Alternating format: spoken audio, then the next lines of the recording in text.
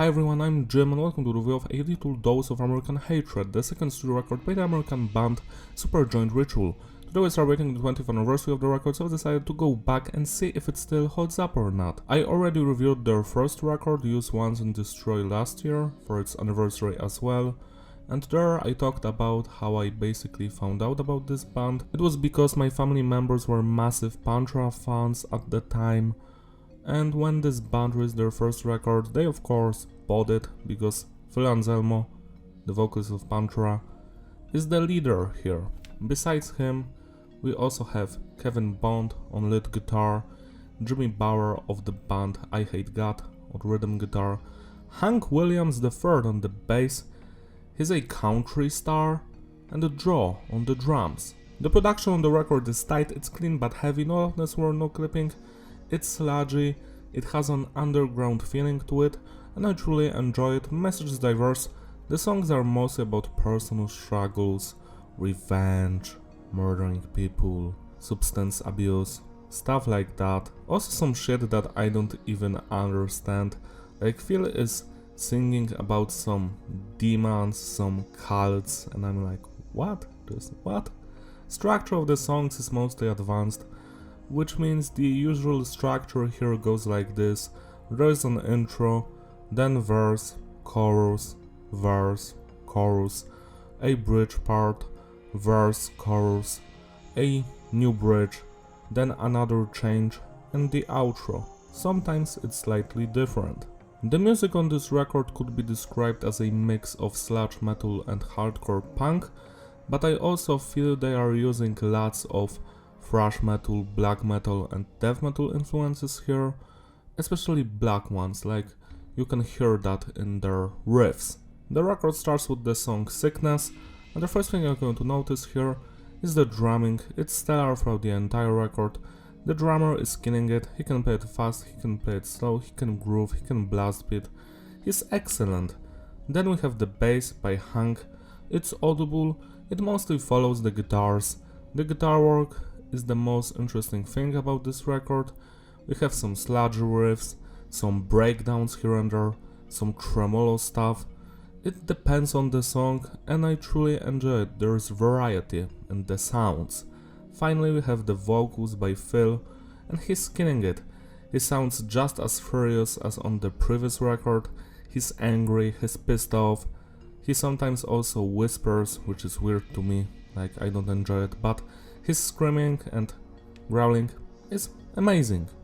This song is a great opener. I truly enjoy the intro, doom doom doom, doom doom doom, doom doom doom, cool stuff. Then we have some screaming in the middle, other riffs. I don't think it's the best song on the record, but I do enjoy it a lot. 9 out of 10. Waiting for the Turning Point. Now this song is a single with a music video, and it was also featured on the previous record as a bonus track. That's why I didn't review it back then, because I knew it would be on this album. And this is my all-time favorite Superjoint Ritual song. I just love its very hardcore punk sounding guitar riffs, the angry vocals, the drumming. It's a very short song, but it's the most memorable one from this album. Like, I love it, I listen to it all the time.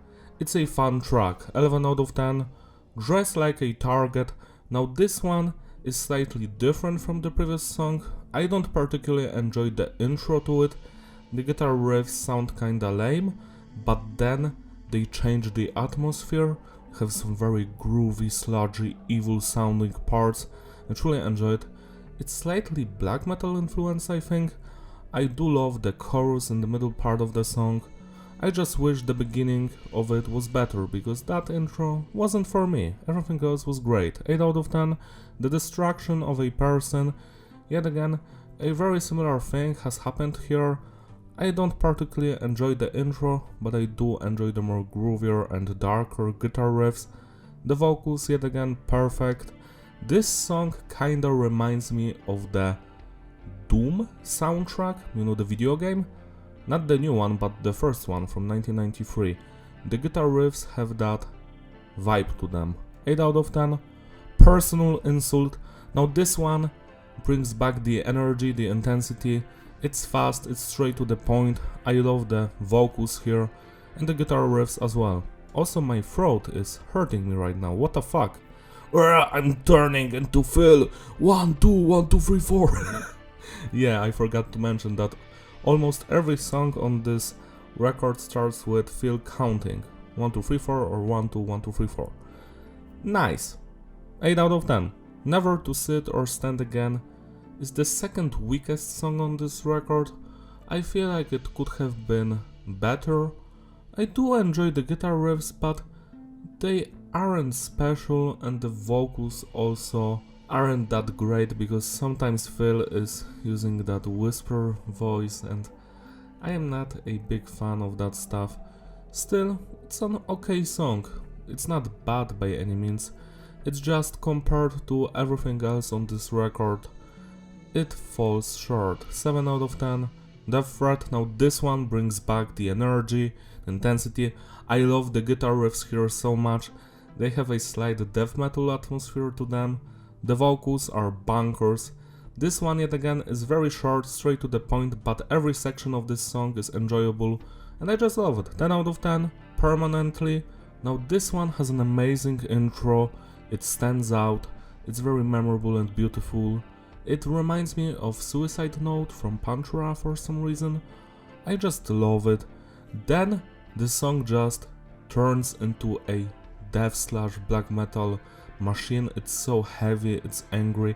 I love the screaming, the blast, the tremolo riffs. This one is bonkers and it's my third favorite song from this band like ever. 11 out of 10. Stealing a page or two from Armed and Radical Pagans. Now this is the second song that was featured on the previous record as a bonus track, and here it's like finished, it's longer. I do enjoy it, but it's a little bit repetitive, especially at the end. That final groove repeats for like an entire minute or so, but I still enjoy this song. 8 out of 10. Symbol of Nevermore. Now this song has an amazing intro. It's just so weird and evil sounding. The guitar riffs slightly remind me of Korn here because of just how demented they sound. It's beautiful. Then the song turns yet again to standard Superjoint track. I do love the screaming, the guitars and the drumming. I just wish they would do something more with the intro, expand it or so, but it's still an amazing track nonetheless. 9 out of 10. The Knife Rises. Doom doo doom, doo doo doo doom, doom doo doom. That melody from the intro is just so memorable and fun to listen to. This is my second favorite song from this band because of its atmosphere, the guitar riffs, the drumming, the bass, the vocals, everything just shines through. And I love this with all of my heart. 11 out of 10. The Horror is a very short but sweet track. It has those hardcore punk vibes to it. I love it. The vocals, the groove, it all works. 9 out of 10. And the final track, Absorbed. Now I think this is the weakest or the second weakest track. It's similar to Never to Sit or Stand Again. I'm like, yeah, it exists and it doesn't bother me. It's a good song, but compared to everything else, it's just nothing special. I do enjoy it, I never skip it, but it doesn't have anything that would make me go like, wow. It's just good. 7 out of 10. To sum it all up, the consistency is stable and the flow is fitting, replayability. Yeah, it's a great record. I enjoyed from beginning to the end. If it was up to me, I would remove Never to Sit and Absorbed from the track list, because the album is already too long and I would love for it to be shorter and packed with only amazing tracks. I'm not saying the songs are wrong, but they kinda slow down the flow a little bit. Everything else is amazing. The highlights here are Waiting for the Turning Point, The Knife Rises, Permanently, Death Threat, Personal Insult, Symbol of Nevermore, The Horror. I feel like this album isn't on the same level as the previous one. It was just amazing, but it's very similar to it, you know? It's like a companion piece. Like, if the first record was a video game, then this would be an expansion pack. because it just builds on the foundation of the previous one. It's my childhood music basically, and it was fun revisiting it for this review. Celebrate generously by spinning this record today. It deserves your love and attention. That's all from me, thank you for watching, don't forget to like and subscribe, follow me on my Instagram, use the description, I will see you in my other videos. Bye!